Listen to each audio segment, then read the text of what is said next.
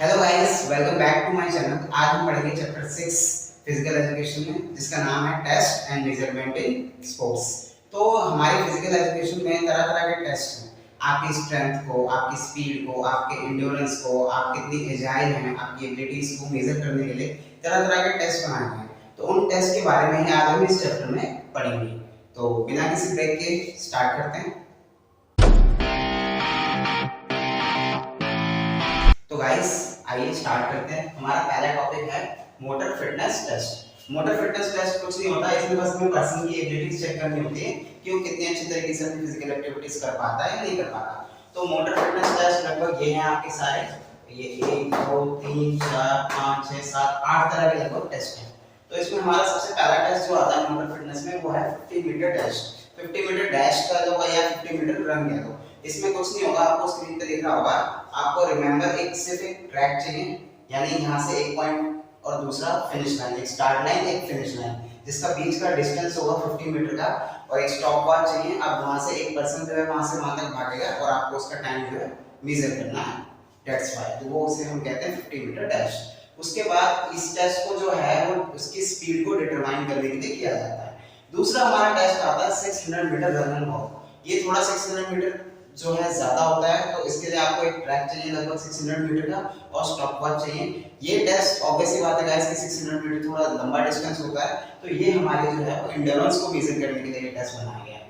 तीसरा जो हमारा टेस्ट आता है वो है सिट एंड रिच टेस्ट। इसमें आपको इमेज दिख रही होगी सिट एंड रिच टेस्ट की। ये टेस्ट आपको दिख रहा होगा। इसमें आपको एक बार सिट बैठना होता है, उसके बाद आगे अपने फिंगर्स से अपने टोस को टच करना होता है, उससे आगे थोड़ा सा बढ़ना होता है। ये आपकी फ्लेक्सिबिलिटी को मेजर करने के लिए बनाया गया है।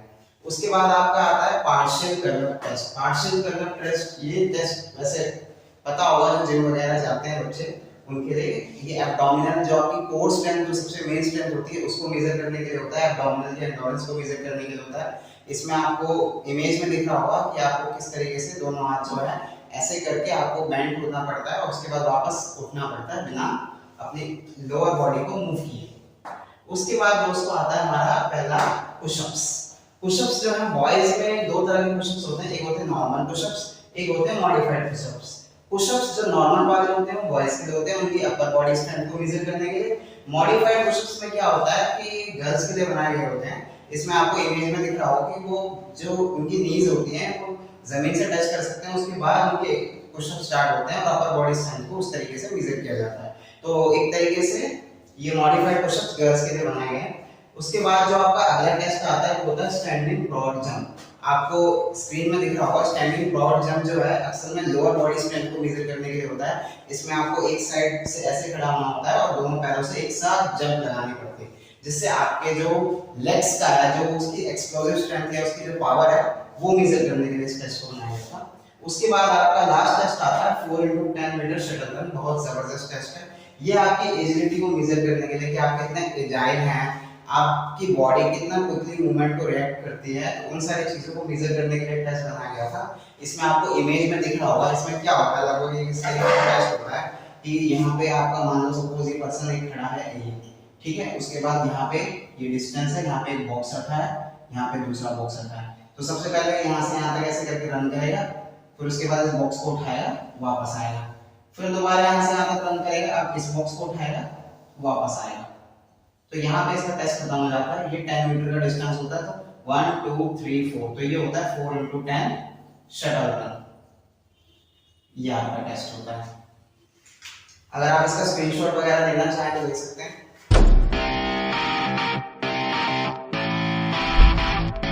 तो गाइस अगला जो हमारा टेस्ट है वो है कार्डियोवास्कुलर फिटनेस टेस्ट। ये टेस्ट असल में आपकी हार्ट और लंग्स की एबिलिटी को मेजर करने के लिए बनाया गया है कि वो कितनी अच्छी तरीके से ऑक्सीजन रिच ब्लड को सप्लाई कर सकते हैं मसल्स तक, ताकि मसल जो है उसका यूज करके एनर्जी को प्रोड्यूस कर सके। तो कार्डियोवास्कुलर फिटनेस टेस्ट को दो तरीके से मेजर किया जाता है। सबसे पहला आपका आता है हार्वर्ड स्टेप टेस्ट। सबसे पहला आपका जिसको हम एरोबिक फिटनेस टेस्ट भी बोलते हैं। दूसरा आपका मेथड होता है वो है रॉकफोर्ड 1 मिनट टेस्ट। तो इन दो तरीके से हम जो है कार्डियोवास्कुलर फिटनेस एबिलिटी को टेस्ट करेंगे। तो सबसे पहला हमारा हार्वर्ड स्टेप टेस्ट है, इसके बारे में सबसे पहले पढ़ते हैं। चलते हैं नेक्स्ट टॉपिक पे।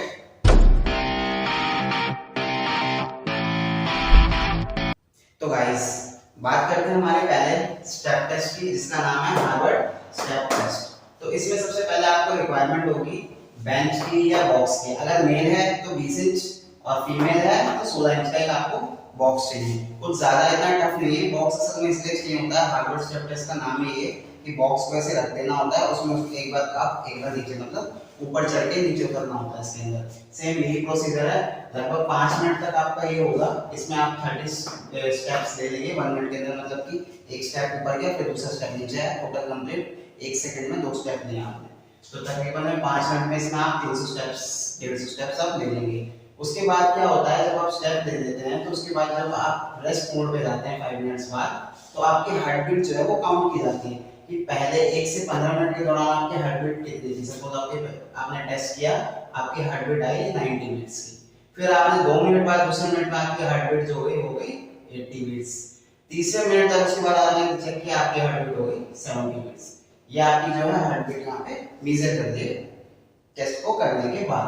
अब क्या है, इसमें फॉर्मूला है हार्वर्ड स्टेप टेस्ट के अंदर। 2 फॉर्मूले, एक होता है लॉन्ग टर्म का फॉर्मूला, एक होता है शॉर्ट टर्म का फॉर्मूला। अब लॉन्ग टर्म में आपका फॉर्मूला है 100 इनटू में टीडी यानी टेस्ट ड्यूरेशन अपॉन में 2 इनटू में सम ऑफ हार्ट बीट्स। यानी कि टीडी आपकी जो आएगी, टेस्ट ड्यूरेशन आपकी कितनी थी, आप 5 मिनट्स का टेस्ट ड्यूरेशन ले रहे थे, 5 मिनट में सेकंड्स में निकालना है, तो 5 मिनट में कितने टेस्ट ड्यूरेशन होते हैं, 5 इनटू में 60 करेंगे तो आपका ये आएगा लगभग 300, ठीक है। और यहाँ 100 इनटू में ये आएगा आपका 300। उसके बाद ये बोल रहे हैं 2 इनटू में सम ऑफ हार्ट बीट्स, 2 इनटू में सम ऑफ हार्ट बीट्स यानी 90 8 70 ये हो गए 90 80 और 70। ये तीनों का टोटल करेंगे आप कितना हो जाएगा, लगभग ये हो गया आपका 9 8 17 17 और 7 24 240, ठीक है। अब यहाँ पे आप उसको निकालेंगे डिवाइड करके, ये हो जाएगा लगभग 480 और ये हो जाएगा ऊपर 300 इनटू 100 30,000। उसके बाद आप इसको डिवाइड कर देंगे। डिवाइड करने के बाद यहाँ पे आपका एक आंसर आ जाएगा, ठीक है। डिवाइड करके देते हैं, काम करते हैं। तो हमारा ये रफली सा फिगर आ गया, ये 62.5। अब आपको स्क्रीन पे दोस्तों एक चार्ट दिख रहा हो, तो हम 62.5 को इस चार्ट के अंदर हम देखेंगे। अब ये बिलो एवरेज है, एवरेज आपको पता चल रहा होगा इस चार्ट में देख के। तो इस तरीके से हमारा फॉर्मूला था। ये था हमारा जो हमने निकाला है वो लॉन्ग टर्म का है। ऐसे सेम हम निकालेंगे शॉर्ट टर्म का फॉर्मूला। शॉर्ट टर्म में वही है 100 इनटू में टेस्ट ड्यूरेशन बाय सेकंड्स में देंगे हम, 300 का यहाँ पे आ जाएगा 30,000 बन जाएगा वो। उसके बाद यहाँ 5.5 कंपल्सरी रहेगा। पल्स यहाँ पे अब आपको जैसे आपने पिछली बार तीनों का टोटल दिखाया था, आपको सिर्फ इस बार क्या बोल रहा है 1 मिनट का देना, यानी कि ओनली 90 यहाँ पे आएगा। सेम वही, और उसको आपको चार्ट में टेस्ट करना है कि वो बिलो एवरेज है, एवरेज है, ओवर एवरेज है, वो आपको पता चल जाएगा। तो ये था हार्वर्ड स्टेप टेस्ट।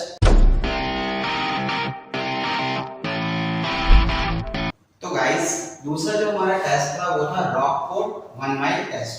अब ये इसका अगर फॉर्मूला देखोगे तो दिमाग चकरा जाएगा, लेकिन अब क्या करें, सिलेबस में डाला है तो देखना तो पड़ेगा ही। तो इसमें क्या है, सबसे पहले तो देखो आपको 2 चीजें चेक करनी होती है, टाइम चेक करना होता है और हार्ट बीट चेक करनी होती है।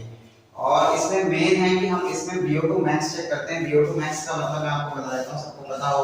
V का मतलब होता है वॉल्यूम, O2 का मतलब होता है ऑक्सीजन, यानी कि volume of oxygen maximum level पे चेक करना होता है यहाँ पे। तो इसमें हमें 400 मीटर का ट्रैक चाहिए, जिसमें पर्सन जो है जिसका भी आप चेकअप कर रहे हैं वो लगभग 1 माइल तक वॉक करेगा, रन करेगा। 1 माइल में आपको पता है कि 1609 मीटर जो है होते हैं। अब इसका फॉर्मूला यही है, इसमें आपको टाइम निकालना है, हार्ट बीट निकालनी है। उसके बाद ये जो है ये इसका फॉर्मूला है। अगर आपको रटना है तो रट सकते हैं, सिलेबस में आ रखा है तो आप करना पड़ेगा। VO2 max 132.853 माइनस में 0.0769 इनटू में बॉडी वेट जो है वो पाउंड में होना चाहिए। उसके बाद 0.87 इनटू एज ऑफ कोर्स की बात है ईयर्स में होनी चाहिए।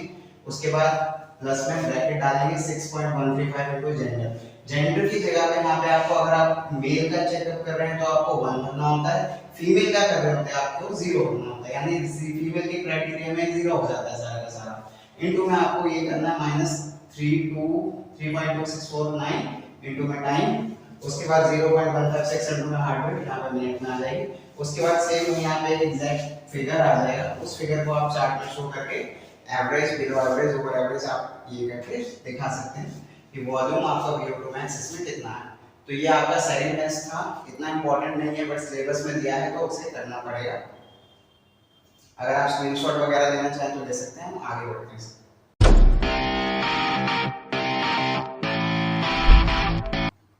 तो गाइस ये हमारे चैप्टर का लास्ट टॉपिक है, इसका नाम है सीनियर सिटीजन फिटनेस टेस्ट। यानी सीनियर सिटीजन की फिटनेस को टेस्ट करने के लिए ये कई सारे टेस्ट बनाए गए हैं।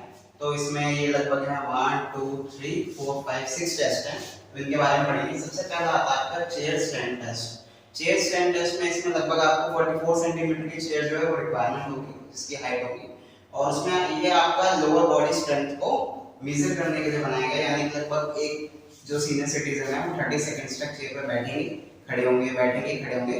तो 30 सेकंड्स तक ऐसा करने के बाद आपको उनका स्कोर काउंट करना है। तो ये इससे उनकी जो लोअर बॉडी की स्ट्रेंथ है उसकी फिटनेस मेजर होगी।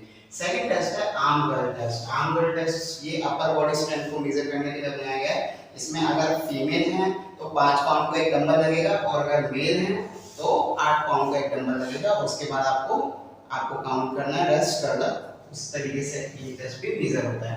तीसरा है chair sit and reach test. आपको इमेज में दिख रहा होगा chair sit and reach test किस तरीके से है। आपको उस चेयर पर बैठ के आपको टोस को टच करना होता है, ठीक है। अगर वो टच हो जाती है तो 0 होता है, ओवर क्रॉस करती है तो ड्यूरेशन उसमें पॉजिटिव हो जाती है, और नहीं करती तो नेगेटिव हो जाती है।